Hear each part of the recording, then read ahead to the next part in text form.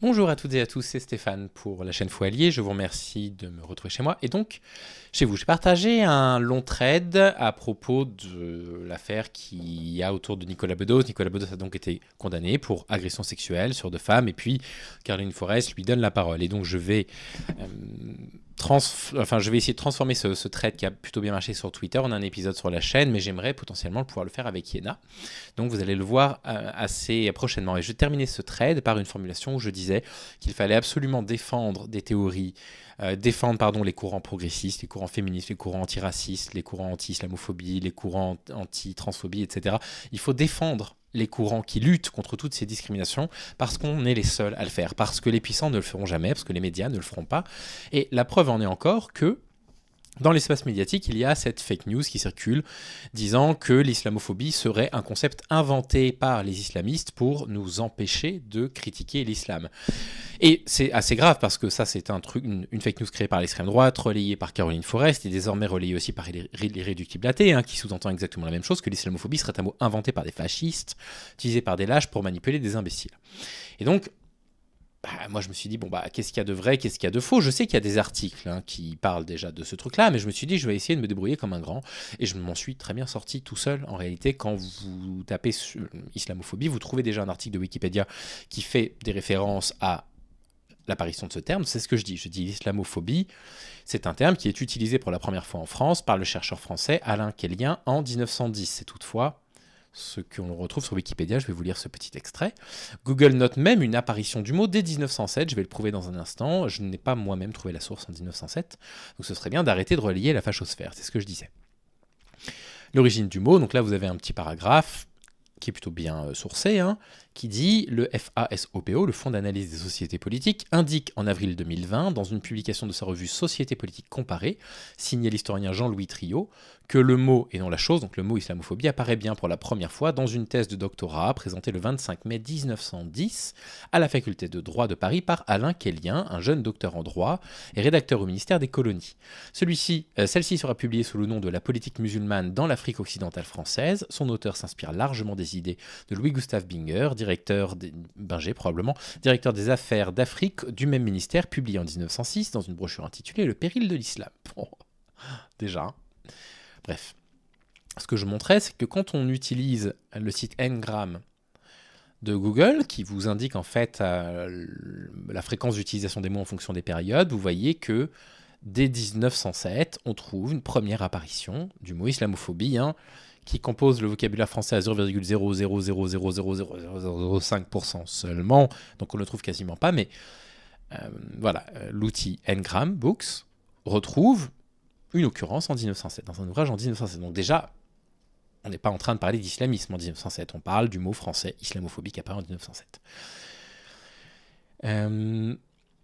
Ensuite, je dis l'instrumentalisation de l'islamophobie, donc on peut l'instrumentaliser de toutes les façons possibles, bien évidemment, mais là, ce que nous dit finalement l'extrême droite, ou ce que nous dit des gens comme Caroline Forest, ou ce que nous dit l'irréductible athée, c'est qu'il y a des gens qui utilisent le prétexte de l'islamophobie pour interdire la critique de l'islam. Et de fait, s'il y a des gens qui font ça, c'est nul.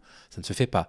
On a le droit de critiquer l'islam, on a le droit de critiquer une religion, on a le droit de critiquer une idée, bien évidemment. Ce que nous, on reproche, c'est que eux, sous couvert de dire que l'islamophobie n'existe pas, en fait, ils attaquent l'islam encore et encore et encore et encore et encore. Ils n'attaquent que l'islam encore et toujours. Ils sont absolument obsédés par l'islam. Obsédés, mais une obsession qui pousse carrément, vous voyez par exemple Casus Lady, qui n'est pas une méchante fille, loin de là, mais bon, qui est perdue, qui dit ok, mais l'islam sunnite et chiite, c'est quand même de la grosse merde fasciste qu'il faut combattre. Un problème avec ça, vous voyez, c'est-à-dire qu'en fait, moi je suis simplement en train de dire, vous êtes en train de relayer une fake news propagée par des fascistes d'extrême droite, disant que l'islamophobie serait un terme inventé par des islamistes pour empêcher de critiquer l'islam. C'est complètement faux, je prouve que c'est complètement faux, je suis pas le seul à l'avoir prouvé.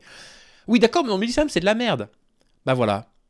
Vous êtes islamophobe en fait. Parce que même quand on est en train de ne pas du tout critiquer les religions, simplement de critiquer le fait qu'il y a des gens qui propagent des fake news, vous arrivez en disant oui mais l'islam c'est quand même pas bien. Oui d'accord, mais en fait vous dites ça toute la journée, encore et encore et encore et encore et encore, vous êtes devenus des intégristes. Vous êtes devenus des athées intégristes, spécialisés dans la critique de l'islam, vous n'attaquez plus que l'islam et vous faites du prêche sur internet, vous êtes devenus des religieux, anti-religieux.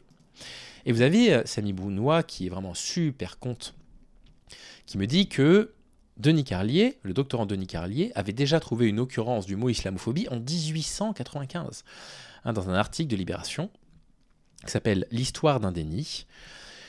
Et c'était, voilà, à propos malheureusement du meurtre d'Aboubacar Cissé, je n'ai pas pu en parler parce que malheureusement je n'étais pas présent sur mon lieu de travail, enfin d'habitation là en l'occurrence, au moment des faits, mais bon, a relancé les débats sur le terme de l'islamophobie, et le doctorant Denis Carlier, il dit que le refus de nommer le racisme anti-musulman s'inscrit dans une critique conservatrice plus large du vocabulaire de lutte contre les discriminations, et il explique que du coup, on avait trouvé une première occurrence du mot islamophobie en 1895.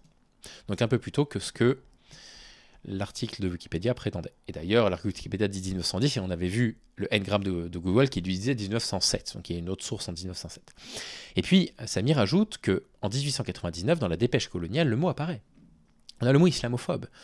Et c'est un article donc de 1899 qui dit « Les islamophobes, au contraire, voient dans ces événements mal connus et point du tout expliqués les symptômes d'une recrudescence violente du fanatisme musulman. » Mais même dans cet ordre d'idées, deux opinions différentes se formulant. Selon les uns, c'est le sultan qui provoque et dirige ce mouvement. Selon les autres, ce sont les intransigeants de la foi, les ultras du mahométisme, qui, trouvant le sultan tiède ou gênant, veulent établir dans toute sa pureté le régime théocratique, le pouvoir absolu des ministères de la religion, au moyen d'une conspiration de palais aboutissant à un changement de souverain. On est bien, effectivement,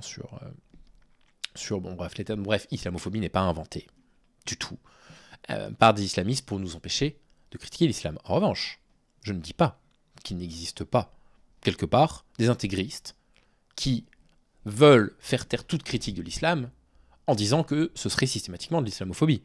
De la même façon, critiquer la politique d'Israël, ce n'est pas nécessairement de l'antisémitisme, en particulier en ce moment, avec ce qui se passe. Ça c'est vrai, il faut toujours être prudent. Il faut toujours être prudent vis-à-vis des personnes qui voudraient récupérer un terme ou empêcher son utilisation. Mais en revanche, il ne faut pas mentir aux gens. Et il ne faut pas prétendre que le mot islamophobie serait une invention des islamistes pour empêcher de critiquer l'islam, parce que c'est factuellement faux, et il faut peut-être penser un jour dans sa vie à autre chose que l'islam, parce que ça devient quand même assez inquiétant, cette histoire, je ne vais pas vous le cacher. Voilà, ce dont je voulais vous parler ce soir, peut-être à demain avec Yéna, je ne sais pas, on verra si on a le temps. Bonne soirée, à bientôt.